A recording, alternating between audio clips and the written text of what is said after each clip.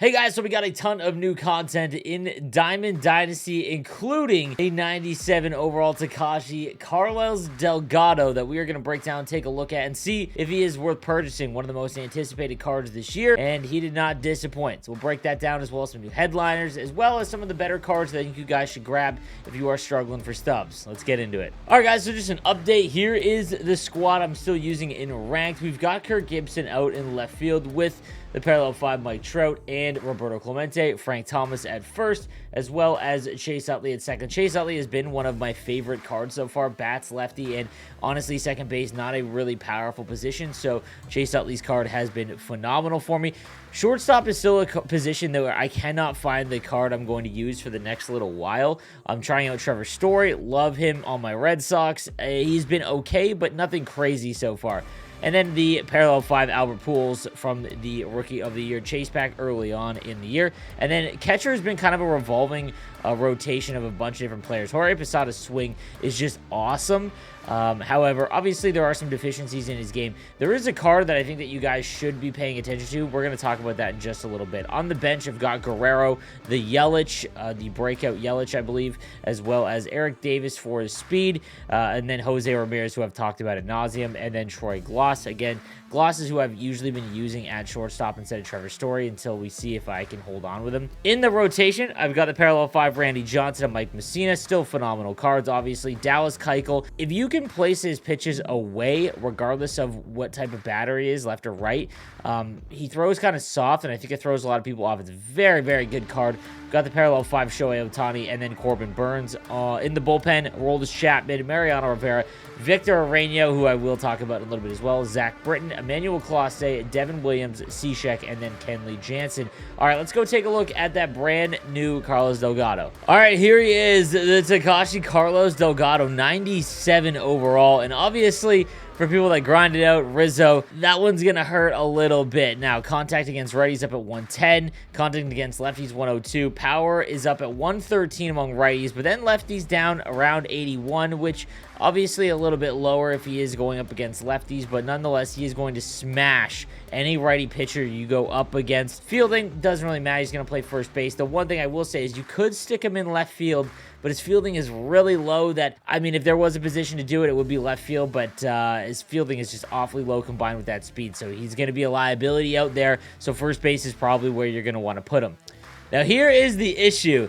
He is going for 180,000 sell now right now, and obviously a lot of people are asking if he's worth that. Obviously, he is not worth that. You can go out and get Anthony Rizzo, who has been phenomenal. I think Anthony Rizzo's swing is nuts. I know a lot of people complained about him being the lightning card this month because the grind was so long. However, if you don't have it at first base, and if you don't have Frank Thomas, Anthony Rizzo's card is phenomenal. It absolutely slams. His gold base card was almost in my lineup, and for every event where I have to use those gold cards, he's been absolutely nuts for me. So I will say that Anthony Rizzo is a great card, and this Carlos Delgado card is slightly better. I won't disagree with that, but if you can afford him, like 180,000 subs is just absolutely absurd for this card, and I'll explain why in just a little bit. Just way too much, in my opinion, because there's only one way that you can acquire him. That is what is propping up his price. So a lot like Albert Pujols, at the launch of the game, he kind of fell opening night to like 40, 50K.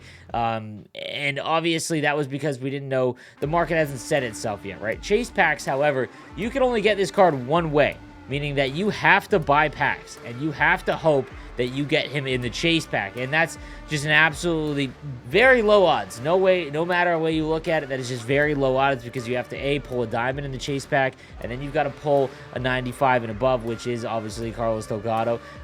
Just not very, very good odds at all on that. So that is what propping his price up, because there's no way to get him. There's no collection, nothing like that.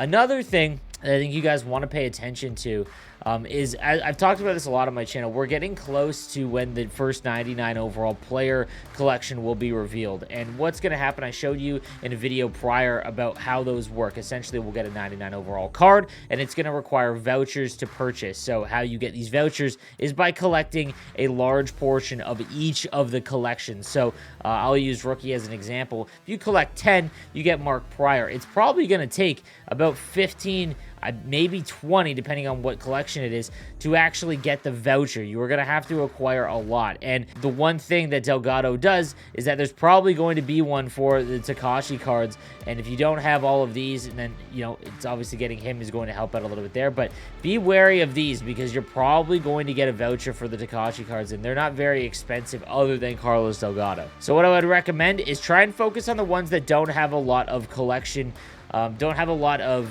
cards in their collection. So we'll take postseason, for example. It's probably going to, there's only 7 cards total. It's probably going to require 5, all right? So you want to make sure that you buy up the ones that are kind of cheap to make sure you have at least 80% of whatever the ones are. So, for example, like Johnny Bench, for example, is only going for 11,000 subs. What's going to happen is if it requires 5, his price is probably going to shoot up. Oral Urshaz is already kind of expensive at 25,000 subs still, but any of the ones you can't get for free, they're going to go way up in price. Ones that have that very few options to use. Signature is another one because Randy Johnson is not going to be able to be obtained by a lot of people. The issue is that he's not going to be included in the set. So it wouldn't surprise me if it's 2 for signature right now, meaning that John Franco's card is going to be very expensive come that collection. And I just want people to make sure they're paying attention to that. So if you've got some extra stubs, make sure that you've got you're set yourself up in a good spot for each of these collections. So the ones that don't have very many, we'll take milestones, for example. Like Dontrell Willis, you can go out and grab still. He's getting a little expensive. Clemente obviously is not going to be one. It's not going to require 3 because that means they would expect everyone to have Roberto Clemente, and that's just not really an option. So Zach Britton, he is going to go way up in price. So even if you're not going to use Zach Britton, because in my opinion, the featured program bosses are just not very good. He is going for very, very cheap right now. I would go out and grab him just for this. I would just go out and grab for this voucher that's coming out. Prospects is another one. There are a lot of expensive options like Bobby Witt's 23. He's fallen a lot lately. Gabriel Marino, he is still quite expensive because there just isn't a lot of him. Everyone's been choosing Yelich in his rare round. Francisco Alvarez going for 8. Like, they get much cheaper. Be aware, but I would make sure that you've collected all of these cards. They're very easy to get. You can get them in the Nations of Baseball conquest pack. So I would just make sure you pay attention to that because, like I said, that is coming and you want to be aware. All right, now the card I really want to talk about is the second half Ketel Marte, the 93 overall headliner, and this card is awesome. I mean, the contact is great. So if you play in Hall of Fame or you're just about on that, you know, the edge of All-Star and Hall of Fame, so around 700 in ranked seasons, when you jump up to Hall of Fame, you are going to need contact hitters. Power is not going to be the end-all, be-all. If you do not have high contact, your PCI is going to be way too small, and you're going to have a heck of a time trying to bat. So the thing you want to pay attention to for cards like this, great contact, and if they you parallel them, can get into the mid-80s for power. And the good thing about Ketel Marte is his flexibility. He can play center field, second, short, left, and right as well.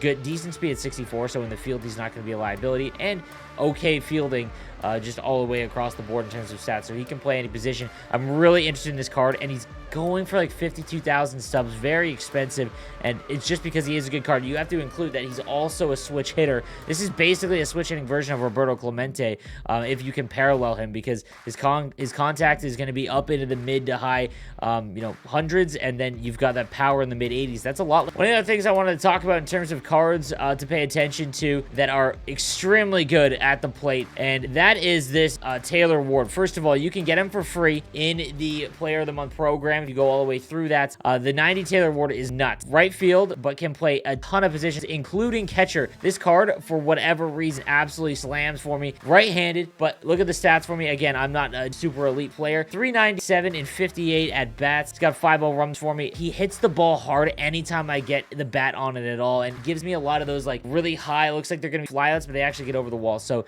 definitely make sure that you acquire this Taylor Ward card. Again, he is free for you. Just got to make sure that you select him. He has been awesome, and I've been toying with the fact to replace Sada. Just haven't made the jump yet. The other card I want you guys to pay attention to is this Victor Areno card. Nuts reliever. Again, you can get him for free. Has the sinker. A great stats as well. 96 hits per 9, K per 9 at 94. You can parallel him to get him to almost max. And when you take a look at the stats, in 20 innings, 2.74 ERA. Just a really, really good card for me. So just be on the lookout for him. I think those are the cheaper options. Get free that are going to give you a really good advantage of playing. But again, in terms of Carlos Delgado, it is all going to come down to 2 things. One, are you rich in terms of stubs? Do you have enough to spend that kind of coin on him?